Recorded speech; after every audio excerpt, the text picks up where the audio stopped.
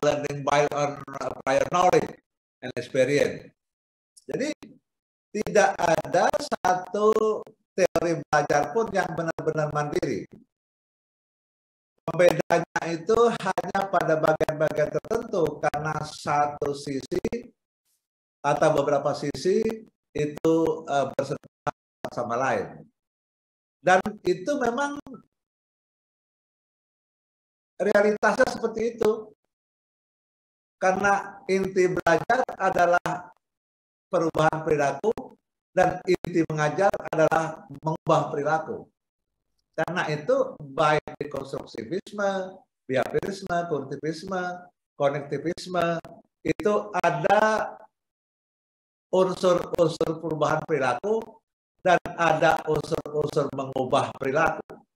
Dengan demikian sekali lagi tidak ada yang benar-benar behaviorisme, tidak ada yang benar-benar konstruktivisme, kognitivisme, juga tidak ada yang benar-benar konektivisme, karena satu sama lain itu menjadi tumpang tindih.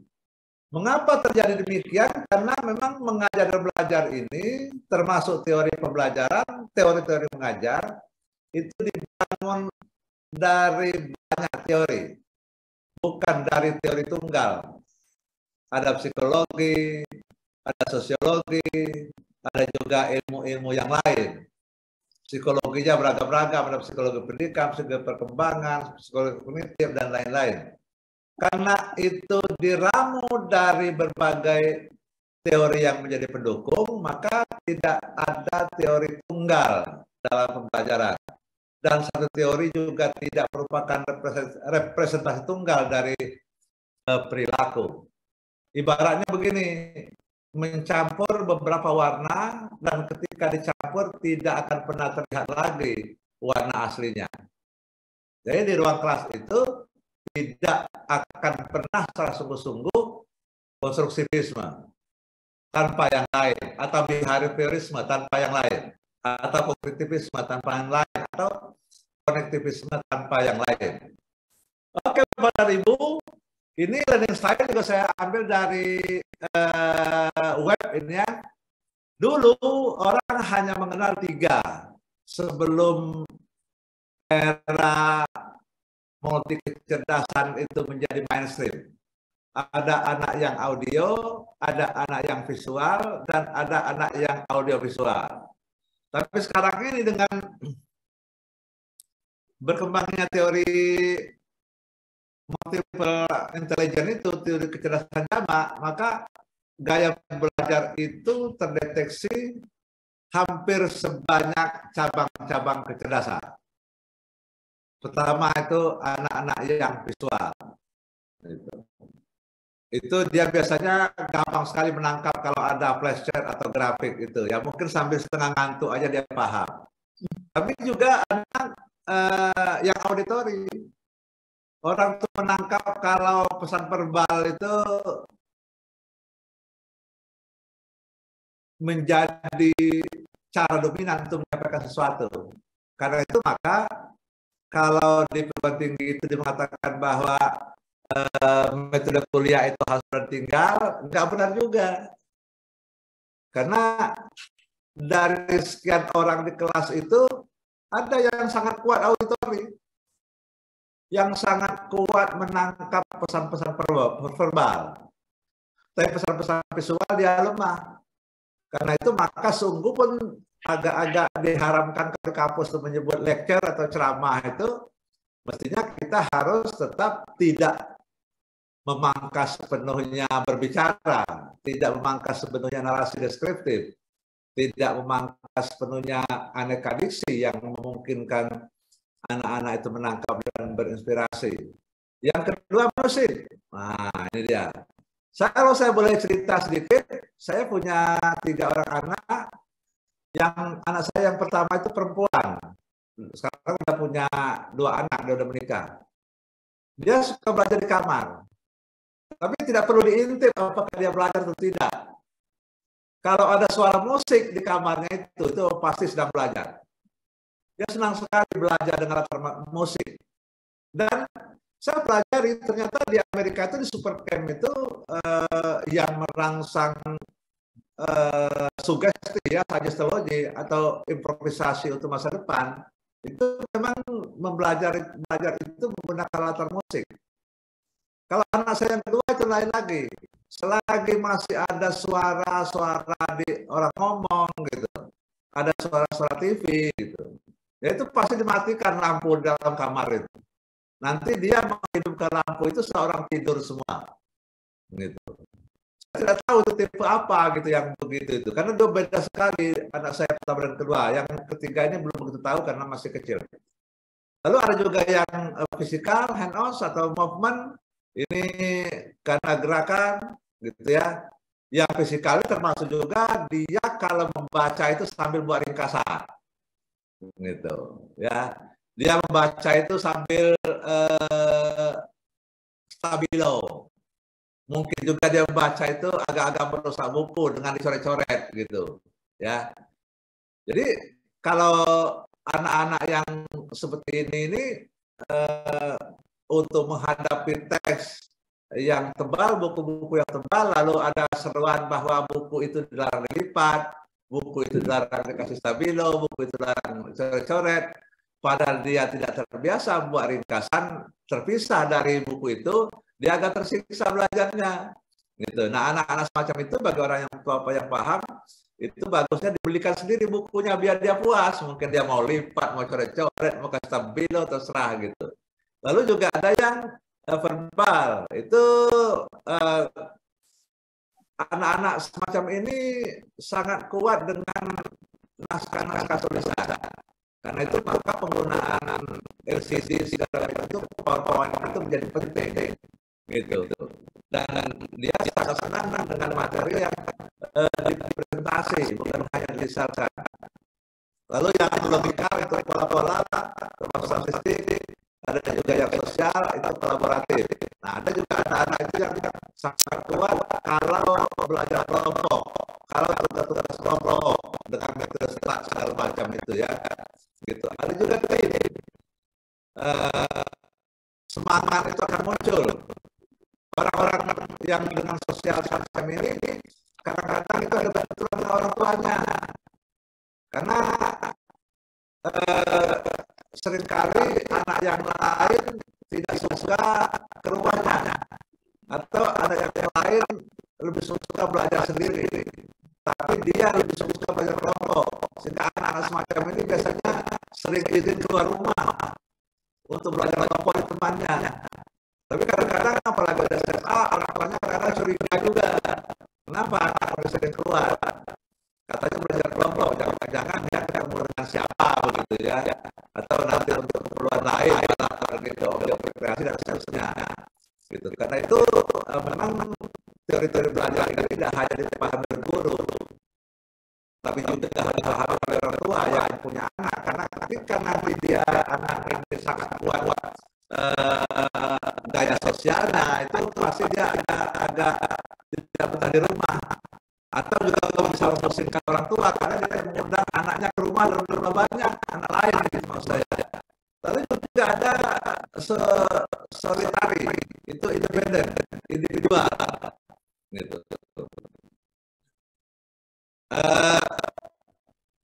Anak-anak semacam ini biasanya ingin belajar dalam suasana hening.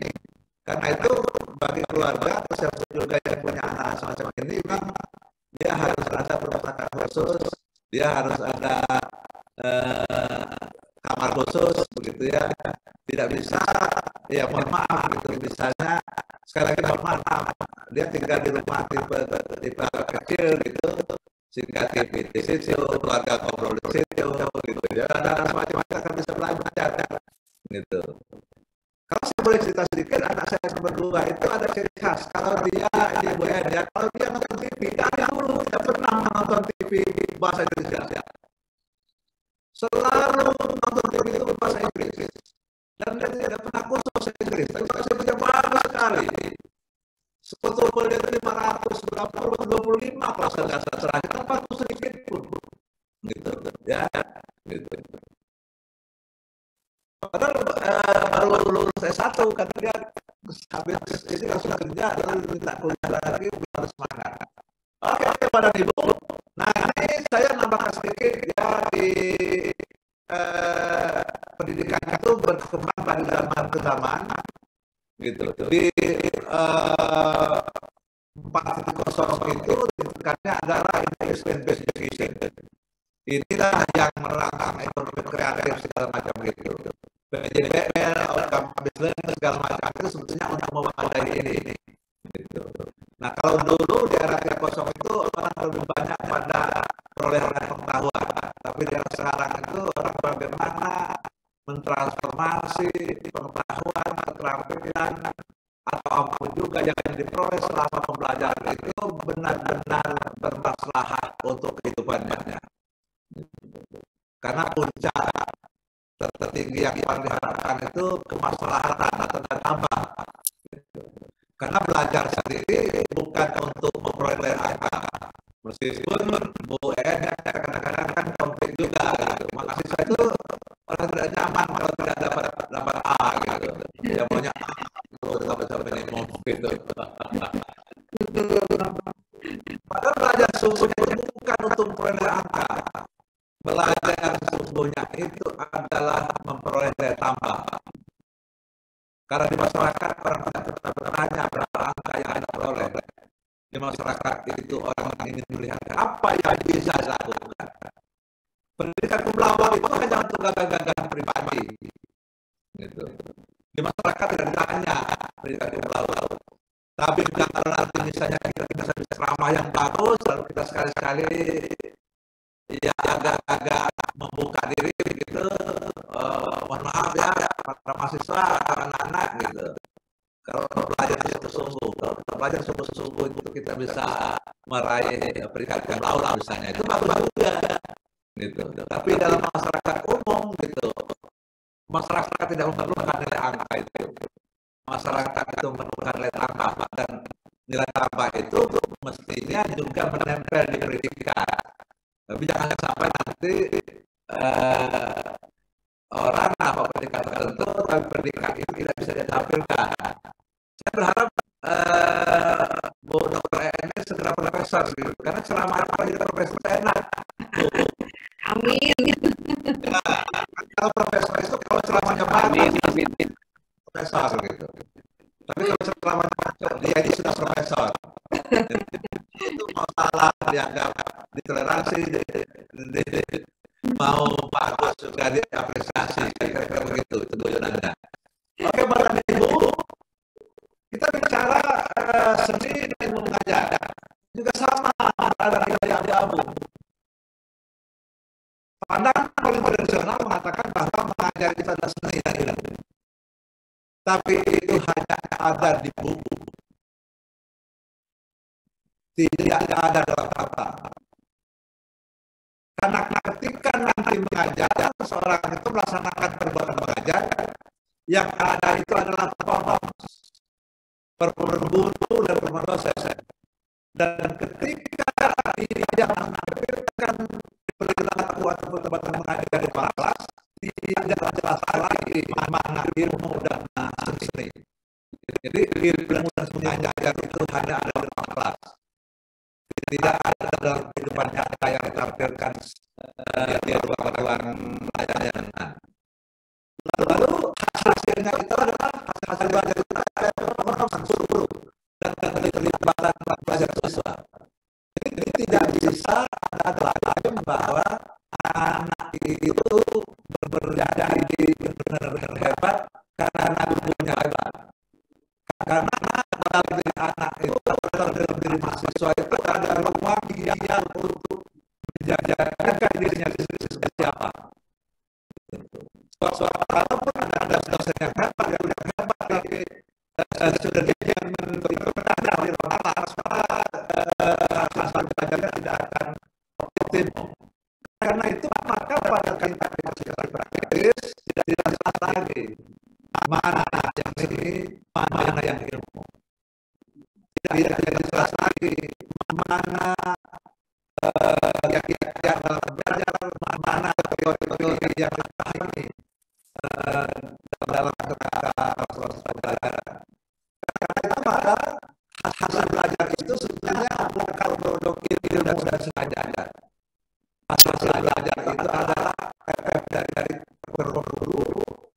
kalau kepada siswa. Hasil seperti yang di Amerika itu begini yang saya baca itu. Siapa yang pernah mengajar itu hanya diberikan sumbangan kira-kira 20%. 70%-nya itu panggung teater. Panggung teater itu membuat hal satu pemain panggung, yang kedua penontonnya. Pemain panggung itu kalau di kampus atau di sekolah itu ada dosen, penontonnya itu kalau bersumber itu adalah guru, itu adalah mahasiswa atau siswa, dan instansi itulah yang melahirkan hasil sejarah. Oke, Bapak Ibu, ini tadi saya jelaskan bahwa teori belajar itu tidak secara sungguh-sungguh bisa dipisahkan dengan teori belajar. Karena orang mengajar sebetulnya harus merujuk kepada teori belajar. Kalau dosen atau guru itu mengajar tanpa memperhatikan karakteristik siswa seperti apa dia belajar, maka pembelajaran akan mengalami kegagalan. Paling tidak perhatikan itu. Karena itu mengajar yang baik sebetulnya adalah mengajar asas dan dasar teori belajar. Dan teori belajar itu lebih banyak merujuk kepada bagaimana siswa mahasiswa bisa dipahami selama melaksanakan proses pembelajaran. Jadi mengajar yang sesungguhnya adalah mentransformasi ilmu atau keterampilan pada subjek belajar sesuai dengan cara belajarnya. Maka karena kesini sudah terdeteksi bahwa manusia itu memiliki kecerdasan, sementara gurunya atau dosennya itu punya kecerdasan tunggal, maka sebetulnya di sana tidak itu ada konflik di ruang kelas itu atau di ruang diskusi itu. Karena dosen atau guru yang punya kecerdasan tunggal menghadapi siswa yang banyak yang masing-masing juga punya kecerdasan, sehingga kecerdasan tunggal berhadapan dengan kecerdasan jamak. Disitulah sebetulnya orang makin tidak yakin dengan pembelajaran yang berpusat pada guru atau pembelajaran yang berpusat pada dosen.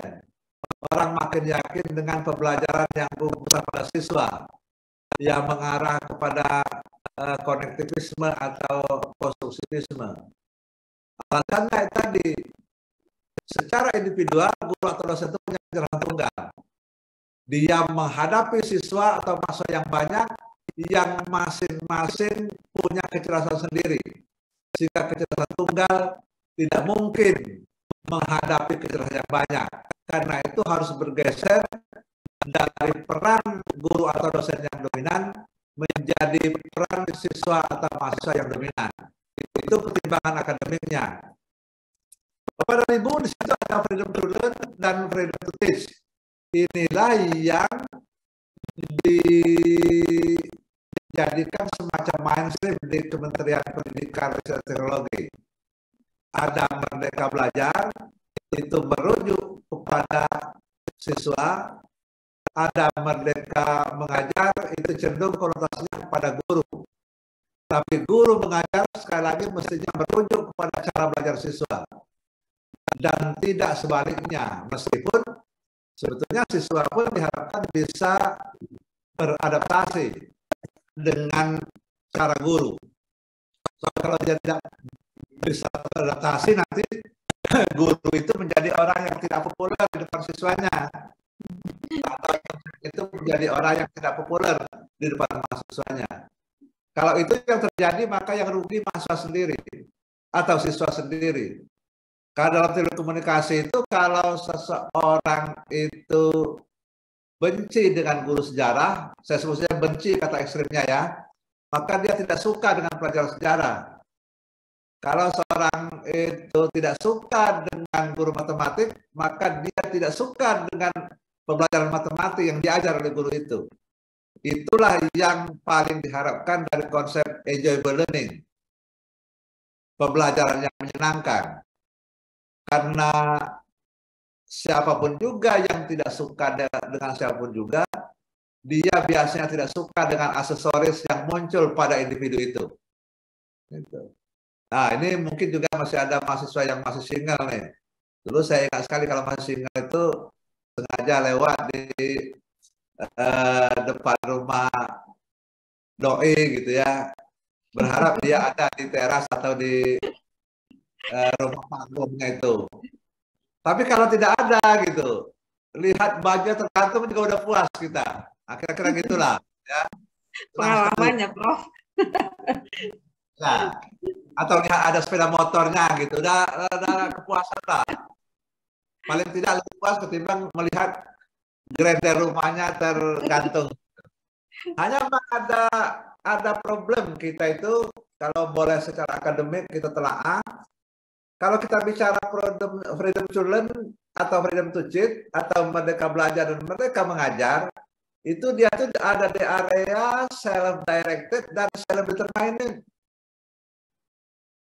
Gitu. Self directed itu orang mengarahkan diri atas inisiatifnya sendiri. Guru atau dosen atau instruktur itu hanya menentukan fokusnya. Sementara self-determined itu, dia itu menentukan sendiri. Dosen mengatakan silakan nanti bikin makalah tangani topik yang tentukan sendiri, pendekatannya PJBL, misalnya itu self-directed. Nah, saya kurang paham merdeka belajar yang dikembangkan di kementerian itu, apakah memang dia berada pada kisaran andragogi sampai dengan pedagogi. Karena kalau SD, SMP, SMA itu dia cenderung pedagogi. Sehingga dalam banyak diskusi, termasuk kemarin juga saya nguji salah satu disertasi, dia berbicara kemandirian belajar, padahal isinya itu belajar mandiri. Karena kemandirian belajar dengan belajar mandiri itu beda sekali gitu. Nah, puncak pembelajaran itu ada banyak sekali istilah ya, tapi ini ada 5 ini. Puncak pembelajaran itu heutagogi. Heutagogi itu self-determined learning. Intinya sederhana self-determined learning ini atau heutagogi ini. Kalau seseorang itu haus, gitu, dia ingat air tanpa diperintah oleh siapapun. Kalau dia lapar, dia ingat makanan tanpa diperintah oleh siapapun. Nah, kalau seorang siswa atau mahasiswa itu sudah seperti itu, gitu, maka dia itu sudah mencapai puncak peradaban belajar. Gitu. Atau misalnya ngantuk, gitu. Tanpa diperintahkan siapapun juga, dia pasti ke tempat tidur kalau memang dia ada kesempatan itu. Atau dia mengubah posisi sehingga dia bisa tertidur. Gitu. Atau nanti ketika dia mengemudi, dia merasa ngantuk, dia tiba-tiba memikirkan, karena dia tahu bahwa dalam keadaan ngantuk berat tidak mungkin mengemudi. Nah, itulah heutagogi. Nah, saya kurang tahu di kementerian itu dia berada di mana. Atau merdeka belajar itu didorong ke arah bagaimana anak itu tumbuh menjadi benar-benar merdeka dalam belajarnya. Demikian juga merdeka mengajar ini. Merdeka mengajar ini sebetulnya menuntut peran guru yang sangat kuat sebagai director of learning untuk pembelajaran. Ini saya masih mencoba untuk berdiskusi. Kemarin saya ada presentasi, di situ ada anggota Komisi 10, juga ada kawan-kawan dari Kemendikbud. Saya bilang mari kita coba untuk diskusikan. Sebab freedom to learn dan freedom to cheat itu berada di area self-directed dan self-determined. Self-determined itu andragogi, dan itu cenderung sudah agak dikontradiksikan dengan pedagogi. Lalu kalau self-determined learning itu memang orang itu yang sudah benar-benar otonom gitu. Kalau petani itu misalnya dia membabat rumput atau apa,